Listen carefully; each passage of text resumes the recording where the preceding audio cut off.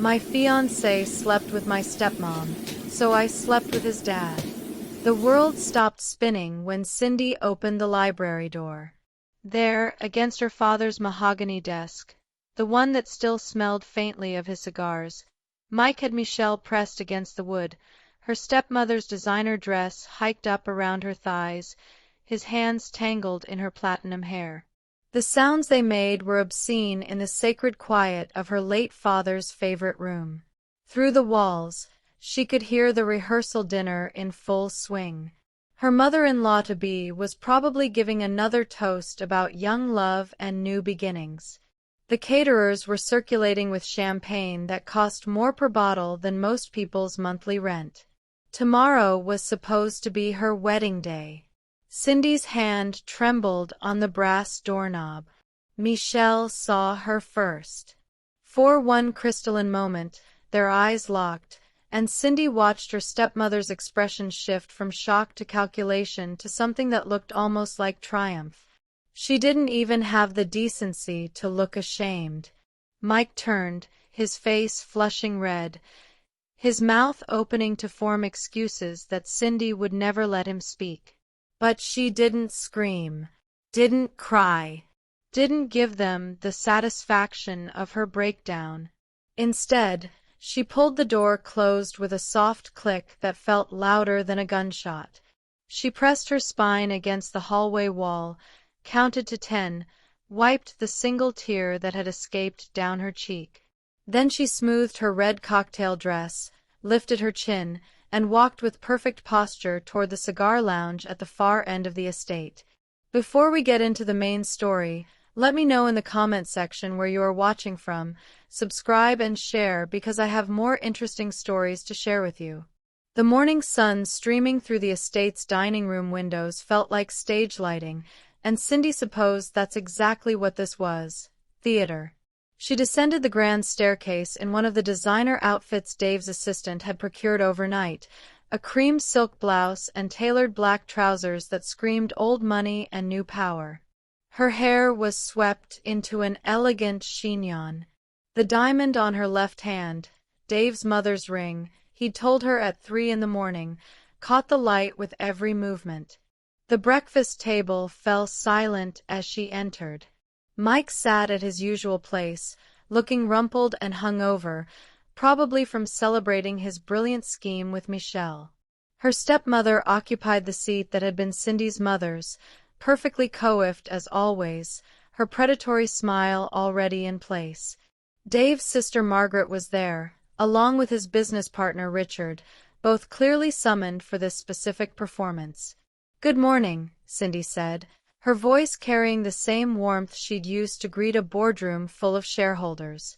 She moved directly to the seat at Dave's right hand, the seat of the lady of the house. Mike's fork clattered against his plate. "Cindy, what the hell are you doing here? I thought you'd gone home after."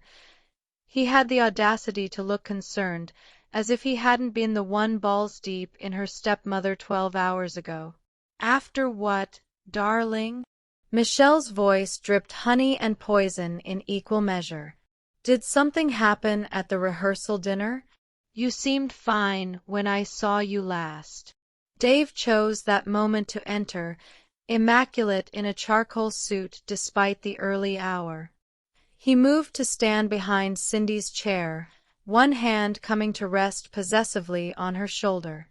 "I'm glad you're all here. Saves me from making multiple announcements." Margaret set down her coffee cup with exaggerated care. "David, what's going on?" "Cindy and I were married last night," Dave said, his tone suggesting he was announcing a stock merger rather than a marriage. "Judge Morrison was kind enough to accommodate us at his home. We'll have a proper celebration later, but I wanted the family to know immediately."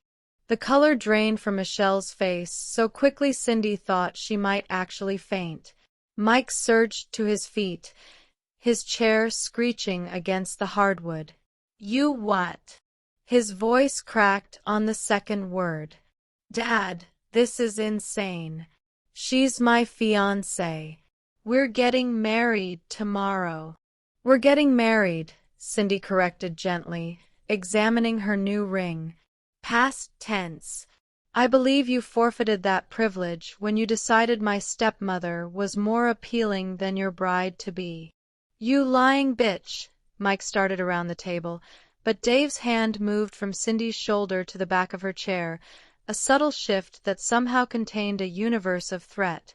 Sit down, Michael. Dave's voice could have frozen nitrogen. You'll address your stepmother with respect. The words landed like a bomb. Stepmother. Michelle made a small, strangled sound. Margaret's eyes went wide with something between horror and delight. Mike stood frozen halfway around the table, his face cycling through shock, rage, and finally devastating comprehension. No, he whispered.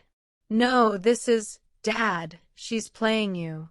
She's my wife, Dave said, which makes her your mother now. I suggest you adjust accordingly. The first week of Cindy's new life as Mrs. Harrison was a masterclass in psychological warfare. She'd moved into the master suite, the sprawling set of rooms that overlooked the estate's rose gardens and had been empty since Dave's first wife passed a decade ago. Her clothes now hung in closets that could house a small family. Her toiletries lined marble countertops, and every morning she descended those stairs to take her place at Dave's right hand, while Mike was forced to witness his greatest mistake eating breakfast in his dead mother's seat. Today's power play was particularly delicious. The household staff had prepared a full English breakfast, and when the young maid moved to serve Cindy, she waved her off with a gracious smile. Actually, I think Mike should serve this morning, Cindy said, her tone light and conversational. It would be nice for him to participate in family traditions. Don't you think so, darling? She directed this last question to Dave, who was reading the financial section with apparent disinterest. He glanced up, and Cindy caught the glimmer of amusement in his eyes before he schooled his expression into patriarchal sternness. An excellent idea. Michael, your stepmother is waiting. Mike's jaw clenched so hard Cindy could hear his teeth grinding from across the table. Michelle, who'd been pushing eggs around her plate with increasing agitation, reached for her stepson's hand in a gesture that would have been maternal if not for the affair. Dave, really, this is unnecessary. The staff serve the family, Dave interrupted, still not looking up from his newspaper. Michael is family. Cindy is family. I fail to see the problem. Cindy watched Mike's internal struggle play across his face, the urge to refuse warring with the reality that his father controlled his trust fund, his position at Harrison Industries, and essentially his entire future. Finally, with movements that radiated barely suppressed violence, he stood and circled the table.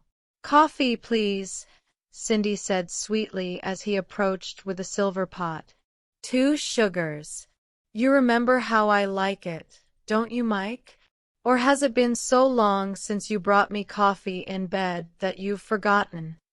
His hand shook as he poured, and she watched a muscle tick in his jaw. Careful, she added softly, for his ears only. You wouldn't want to spill and give your father another reason to be disappointed in you. While Mike served her like some kind of twisted parody of domestic servitude, Cindy's phone buzzed in her lap. A message from the private investigator Dave had connected her with, found something. Michelle's signatures don't match on the transfer documents. Someone forged them. Cindy's pulse quickened, but her expression remained serene as she accepted the plate Mike practically threw in front of her. Thank you, dear. So attentive. That afternoon, while the men were at the office and Michelle was at her Pilates class, Cindy let herself into her stepmother's suite. The room still smelled of Michelle's signature perfume, something expensive and cloying that had saturated Cindy's childhood home after her father's remarriage. She moved quickly, methodically. The investigator had suggested checking Michelle's personal safe, the one hidden behind the Monet in her sitting room. It took Cindy 3 tries to crack the combination. Her father's birthday, predictably, because Michelle had always been sentimental about the man whose fortune she'd married. Inside, she found account statements showing regular transfers to offshore banks, documents with her father's forged signature, and, jackpot, emails between Michelle and Mike dating back 8 months, detailing their plan to seduce, marry, and systematically drain Cindy of her inheritance. She photographed everything. The estate was finally quiet. Michelle had fled to her suite hours ago, claiming a headache that was probably half humiliation and half fear. Mike had gone out. Where, Cindy didn't know or care. The staff had retired for the evening, leaving the sprawling mansion wrapped in the kind of silence that felt almost sacred. Cindy found Dave in his private study, the one that wasn't for show but for actual work. He'd loosened his tie and rolled up his shirt sleeves, and there was something disarmingly human about seeing him this way, without the armor of perfect tailoring and patriarchal authority. "Celebrating?" he asked, gesturing to the folder of evidence she carried. "Documenting." She crossed to the leather sofa by the fireplace, kicking off her heels with a sigh of relief. "Did you know Michelle has been siphoning money from my father's company for 3 years? She's got accounts in the Caymans, Switzerland, and Singapore. My inheritance wasn't just at risk, it was already half gone." Dave poured 2 glasses of scotch, expensive stuff that probably cost more than Cindy's first car. He handed her one and settled onto the sofa beside her, close enough that she could smell his cologne, something understated and masculine that made her aware of the solid warmth of him. "We'll get it back," he said. "Every cent, plus damages. I know people who specialize in making thieves regret their life choices." Cindy took a sip of scotch, let the burn ground her. "Why are you doing this? Really? You could have just cut Mike off, taught him a lesson without marrying someone young enough to be his girlfriend." "Ex-girlfriend," Dave corrected, and there was something sharp in his smile. "And you're not just someone. You walked into my study last night with evidence of betrayal still fresh and didn't cry, didn't beg, didn't ask me to fix it for you. You offered an alliance, a partnership." He turned to face her fully, his silver eyes intense in the firelight. "Do you know how rare that is? Someone who sees a problem and weaponizes it instead of becoming its victim." "I learned from the best," Cindy said softly. "My father built his empire from nothing. He taught me that revenge is a dish best served cold, but power is best served strategically." "He raised you well."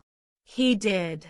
And then Michelle convinced him I was too young, too naive to handle real responsibility at the company. She positioned herself as his helpmeet, while I was pushed into event planning and charity galas." The old bitterness crept into her voice. "I was being groomed to be decorative, not dangerous." Dave's hand came to rest on her knee, the touch sending electricity up her spine. "You're plenty dangerous, Cindy Harrison." The use of her new name made something flutter in her chest. She set down her scotch glass with deliberate care and turned to face him. In heels, she was tall, but Dave still had inches on her. Up close, she could see the silver threading through his dark beard, the lines at the corners of his eyes that spoke of decades of hard decisions and harder victories. "This was supposed to be fake," she whispered. "A business arrangement. Revenge theater." "I know." His thumb traced a small circle on her knee, the gesture almost absent, like he wasn't fully aware he was doing it. Is that still what you want it to be? Cindy's answer was to close the distance between them and kiss him. Michelle made her move on a Thursday afternoon when Dave was supposed to be at the office for back-to-back meetings. Cindy was in the library reviewing quarterly reports, actually understanding them now that Dave had taken the time to teach her the intricacies of corporate finance, when she heard the unmistakable click of heels on marble. Her stepmother appeared in the doorway wearing a dress that was more suggestion than fabric, her platinum hair styled in the same waves she'd worn the night of Cindy's father's funeral. The night she'd cried pretty tears and positioned herself as the grieving widow who needed protecting.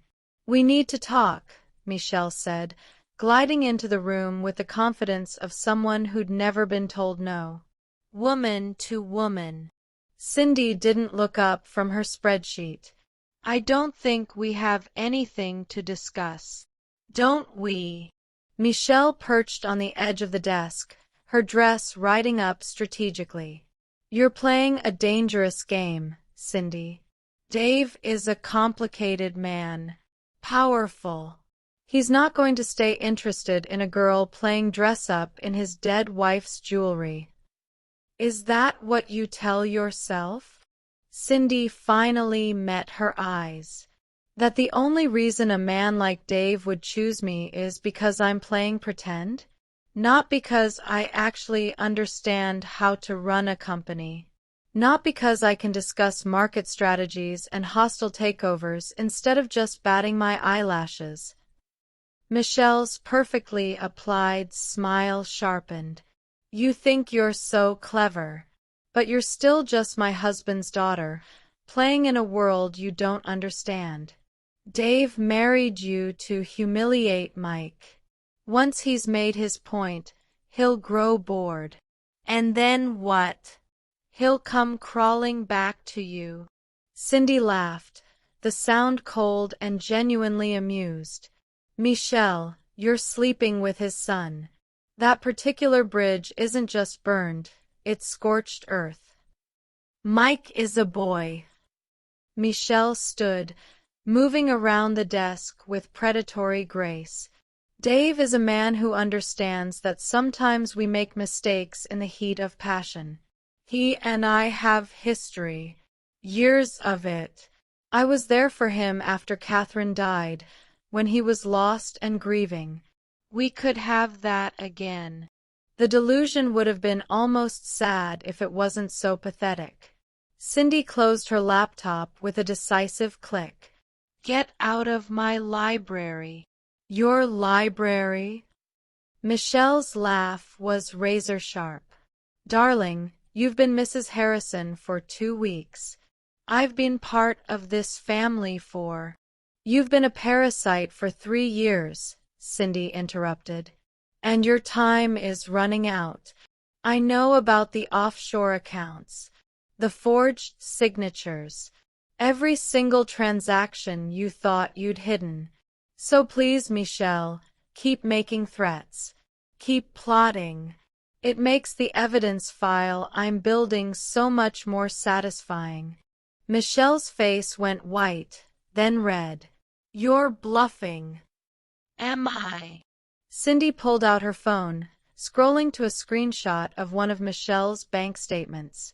Singapore National Bank, account ending in 7743. Current balance, 2.3 million. "Want me to keep going?" Her stepmother's hand shook as she gripped the edge of the desk. For a moment, Cindy thought she might actually faint. Then something shifted in Michelle's expression, panic transforming into cold calculation. "Fine," she said quietly. "You want to play hardball? Let's play." That night, Cindy returned to the master suite to find her private bathroom in disarray. Drawers pulled open, toiletries scattered across the marble counter. And sitting prominently on the vanity, positioned like someone wanted it found, was a small plastic bag of white powder. Cindy didn't touch it. Didn't panic. Instead, she pulled out her phone and called Dave's head of security. "Mr. Chen? I need you to come to the master suite immediately. And bring cameras. I think you'll want documentation of this.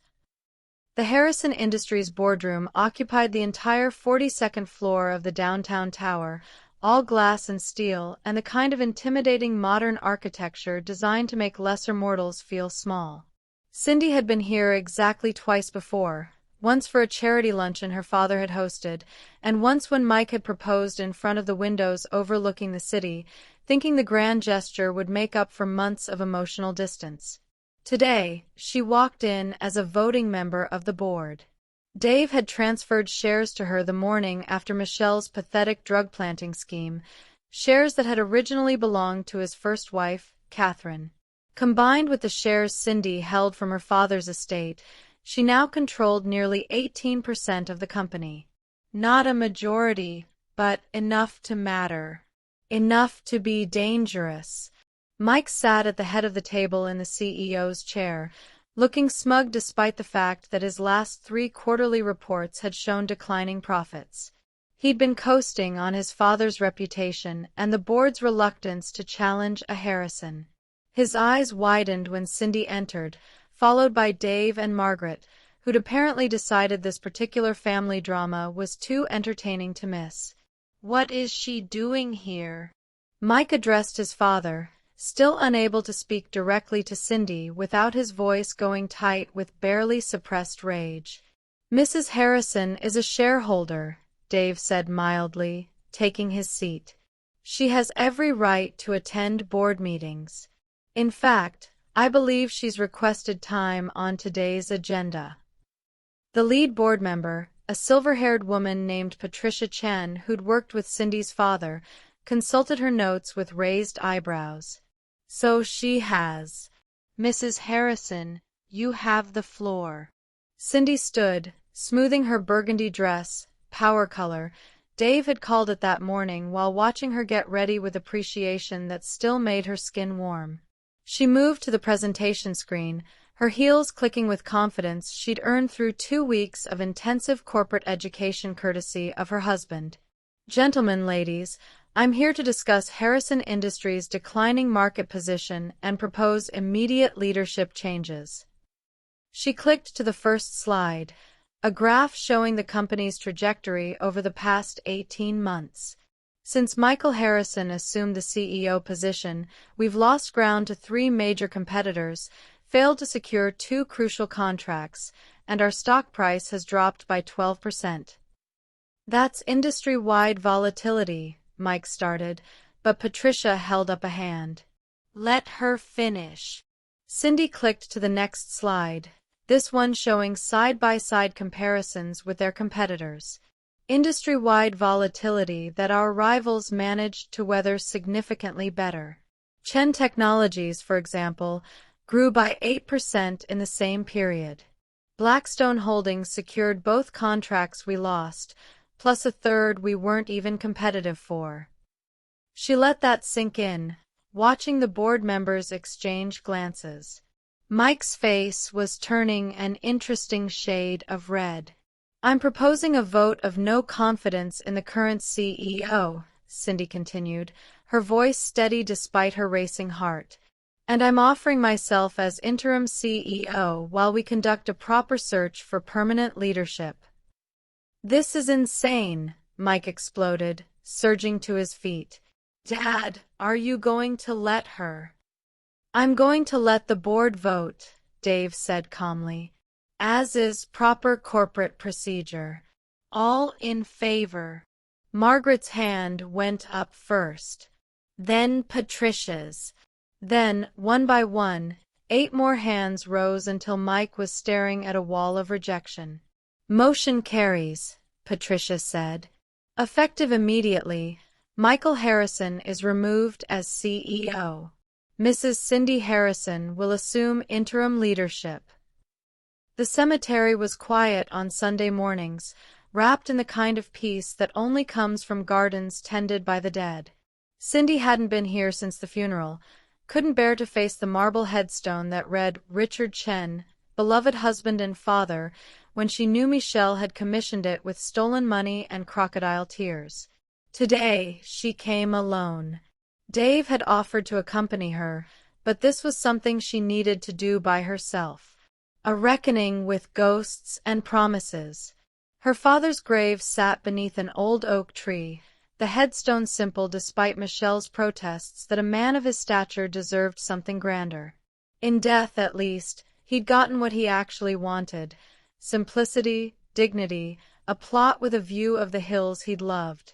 Cindy knelt on the grass, not caring that the morning dew would stain her cream trousers. She traced her fingers over the carved letters of his name, and the grief she'd been holding at bay for 3 years finally cracked open. "I'm sorry it took me so long," she whispered. "I know you tried to warn me about her.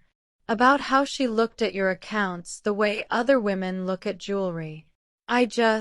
I wanted you to be happy, Dad. After Mom died, you were so lonely, and Michelle seemed to make you smile again." A breeze rustled the oak leaves above her, and Cindy could almost hear her father's voice. "Trust, but verify, sweetheart. In business and in life." "I should have verified," she continued, her voice stronger now. "Should have questioned why she suddenly cared so much about company operations. Why she was always in your study, always reviewing documents, always there with a pen when you needed to sign something. But I was grieving too, and it was easier to let her take care of things while I tried to figure out how to breathe without Mom."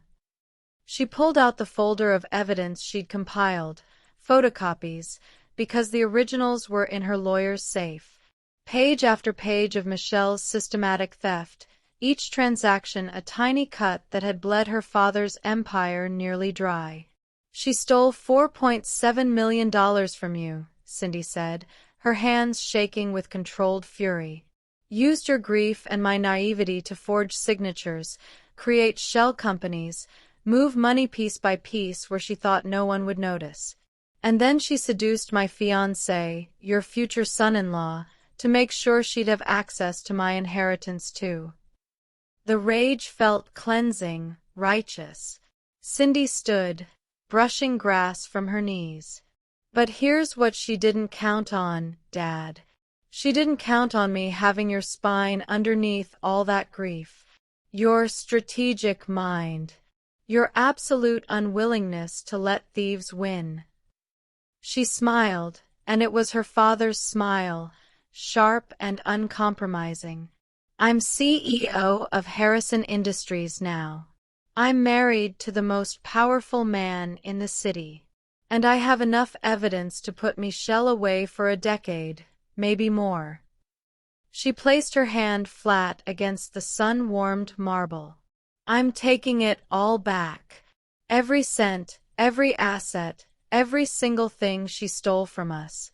And when I'm done, she won't just be broke, she'll be forgotten. A cautionary tale about what happens when you mistake kindness for weakness." The breeze picked up again, warmer now, almost approving. "I love you, Dad. And I promise, I'm going to make you proud." The charity gala at the Riverside Hotel was the kind of event where the city's elite gathered to write checks and pretend they cared about underprivileged youth.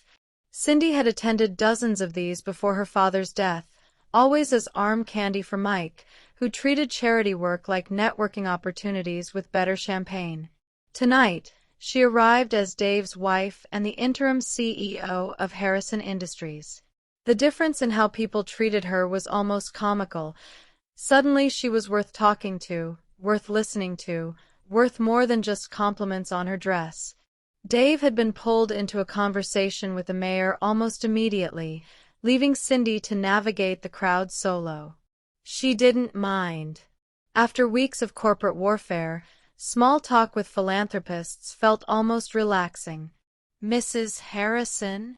A young man approached, handsome in that polished, forgettable way that screamed old money and Ivy League. "I'm James Crawford. I work in acquisitions at Harrison Industries. I just wanted to say what you're doing with the company is incredible." They talked shop for 10 minutes, Cindy explaining her strategy for the Blackstone account while James listened with what seemed like genuine interest. When he suggested they step onto the balcony where it was quieter, she thought nothing of it. The ballroom was getting stuffy, and the riverside view was supposed to be spectacular. She realized her mistake the moment they stepped outside. James moved closer than professionally appropriate, his hand coming to rest on the small of her back. You know, I've always thought you were wasted on Mike Harrison. A woman like you needs someone who can appreciate. I'm married to his father, Cindy interrupted, stepping smoothly out of his reach. And I'm not interested in whatever this is. But James was already pulling her back, his other hand catching her wrist. Not rough enough to hurt, but firm enough to position them. Through the French doors, Cindy caught a flash of movement, someone with a camera. Everything clicked into place with crystalline clarity. The convenient conversation, the suggestion to step outside, James's sudden inappropriate advance. This wasn't attraction, it was orchestration. Let go of me, Cindy said clearly, loudly enough that several people near the doors turned to look. Now. James's smile faltered. This wasn't going according to script. She was supposed to struggle quietly, maybe laugh it off, create enough ambiguity that a photo could be spun as scandalous. Instead, Cindy drove her heel into his instep with the same precision she'd once used on Carlo Vitali in a library that felt like a lifetime ago. James yelped and released her, stumbling backward.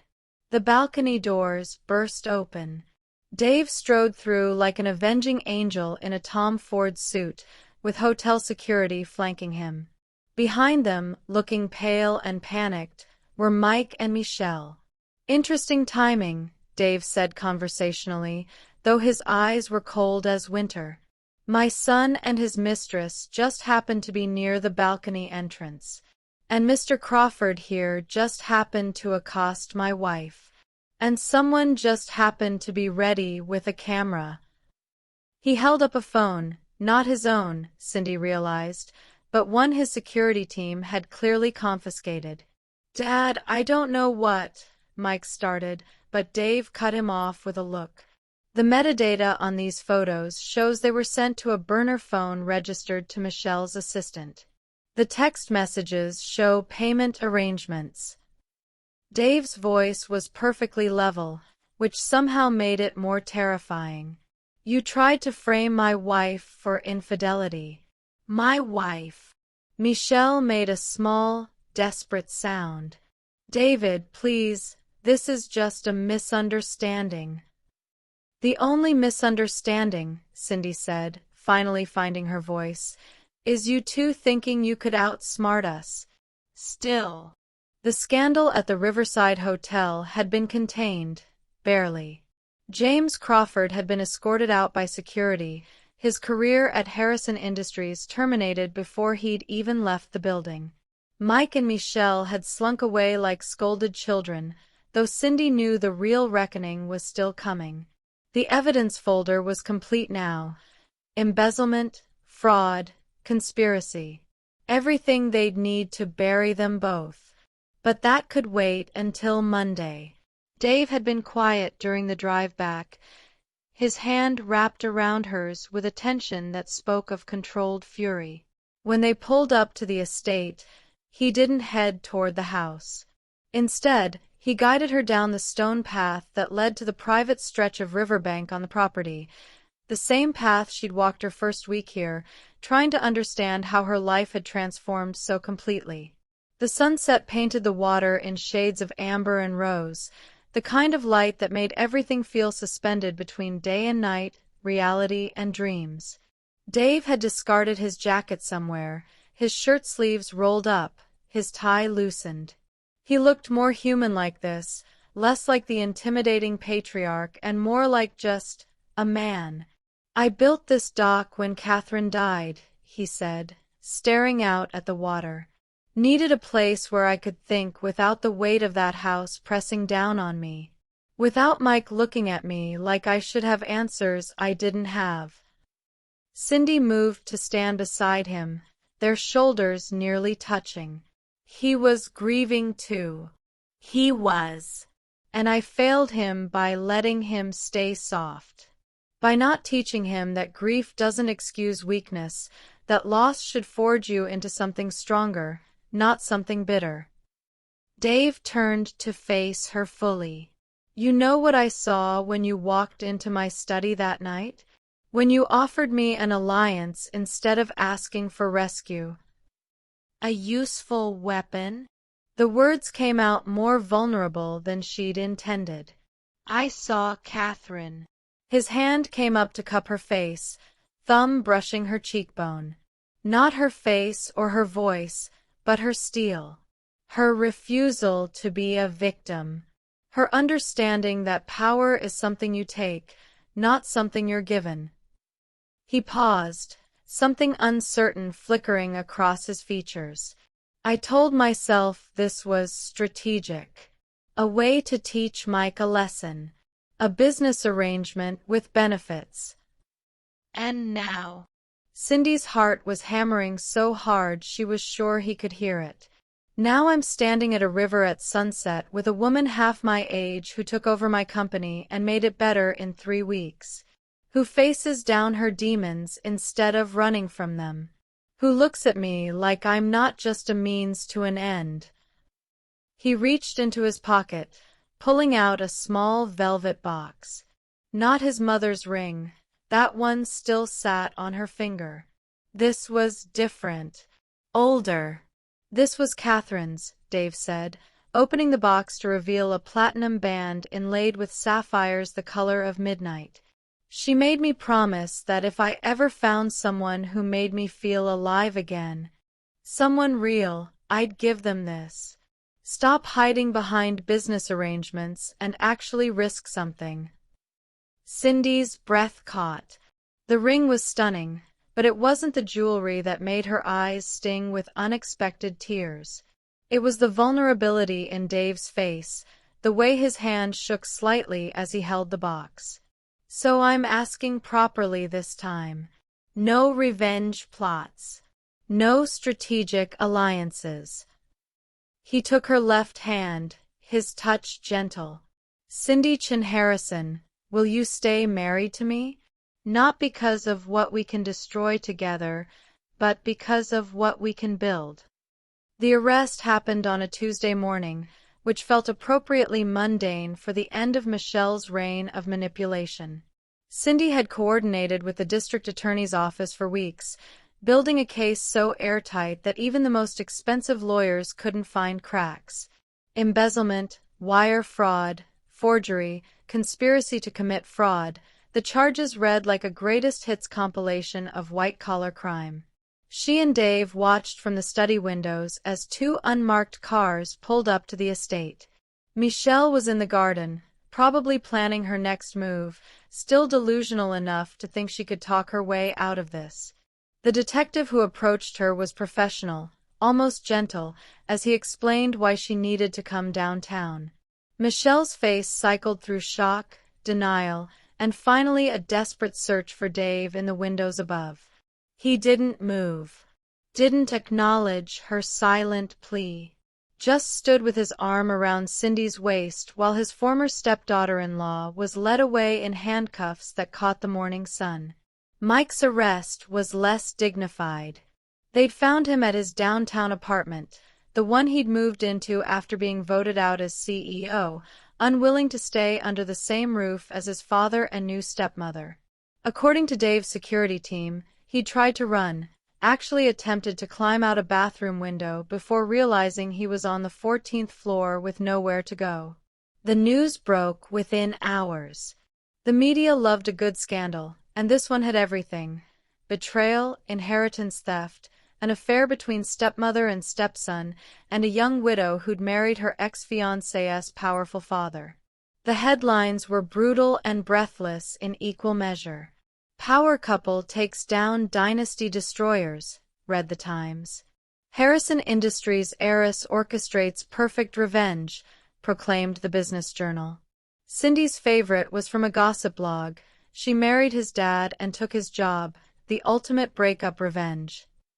They held a press conference that afternoon, Cindy standing beside Dave on the steps of Harrison Industries headquarters. She wore black, severe, powerful, unmistakably victorious. Dave's hand rested on the small of her back, a gesture of unity that every camera captured. My father built Chen Technologies on principles of integrity and innovation, Cindy said, her voice clear and unwavering as it carried across the crowd of reporters. Michelle Chen systematically betrayed those principles, stealing nearly $5 million while pretending to honor his legacy. Today, justice begins for him and for every person she deceived. A reporter shouted a question about her marriage to Dave, something crude about using seduction for revenge. Dave's hand tightened protectively on her waist, but Cindy smiled, the same sharp smile she'd given him that first night in the cigar lounge. My husband and I found each other in the aftermath of betrayal, she said. What we built from that is nobody's business but ours. Next question. That evening, they returned to the estate that was truly theirs now. Michelle's belongings had been removed by court order, her suite already being renovated into something useful, a home office for Cindy, perhaps, or a library. The master suite felt different without the weight of secrets pressing down on them. Dave pulled her into his arms on their private balcony, the city lights spreading below them like scattered diamonds. "Any regrets?" he asked quietly. Cindy thought about the girl she'd been 3 months ago, naive enough to believe in fairy tale weddings, soft enough to ignore warning signs, desperate enough for love that she'd accepted crumbs from a man who was feeding her stepmother a feast. That girl was gone, burned away in the fire of betrayal and reforged into something harder, sharper, infinitely more dangerous. "Only one," she said, turning in his arms to face him. "I regret not finding you sooner."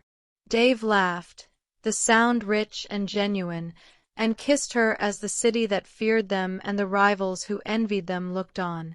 The king and queen of their empire, built not on lies but on the ashes of liars. Together, untouchable, exactly where they belonged. Thank you for watching and listening to this story. Hit the subscribe button as I will be bringing more interesting stories. Turn on your notification because you would not want to miss my story for anything.